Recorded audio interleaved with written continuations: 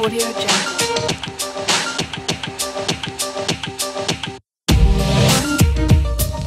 d'envoi ce samedi 18 avril dans la capitale limousine qui accueille cette année le championnat du monde de basket scolaire. Depuis 9 h, les matchs se succèdent et pour terminer la journée en beauté, une cérémonie d'ouverture à la hauteur des basketteurs où plusieurs milliers de spectateurs sont présents. Après le basket fauteuil, place aux Crazy Dunkers, équipe numéro 1 de basket acrobatique au niveau mondial. Ils se déchaînent sur le parquet et dans les airs.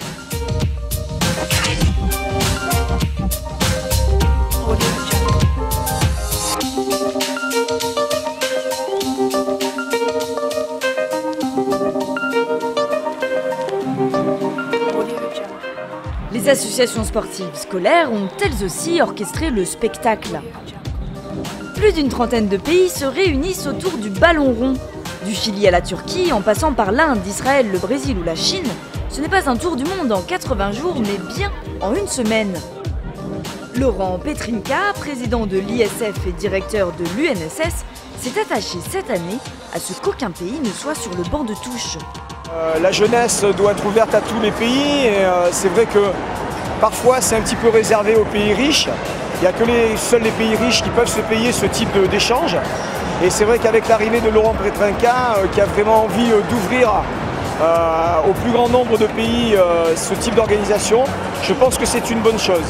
Face aux candidatures des capitales estoniennes et tchèques, c'est bien Limoges qui l'a emporté. Une belle fierté car cette fois-ci, ce qui fait la réputation de la ville n'est pas sa porcelaine, mais bien son club de basketball. Ainsi, la France est elle aussi placée en haut du podium, un couronnement mérité pour un pays où le sport scolaire est très développé, riche de 100 000 licenciés.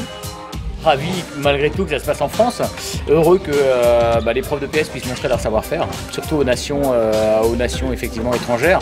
Et effectivement, le fait que ce soit à Limoges, terre de basket, là effectivement rend un petit peu l'événement encore plus important.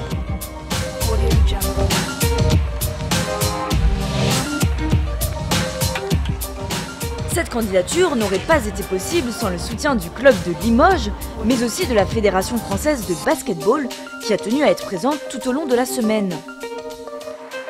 On porte les mêmes valeurs en tout cas du sport, et que ce soit au collège ou dans les clubs, la fédération attache beaucoup d'importance au rayonnement de notre sport et de notre basket. Près de 800 jeunes vont s'affronter sur les parquets.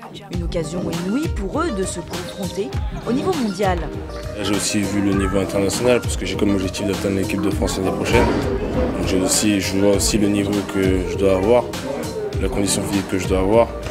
Et c'est une bonne source de motivation. Et si le slogan de l'UNSS est « Partageons plus que le sport », cette semaine va être l'occasion de le vérifier. Ces gens vont passer une semaine ensemble, ils vont rigoler ensemble.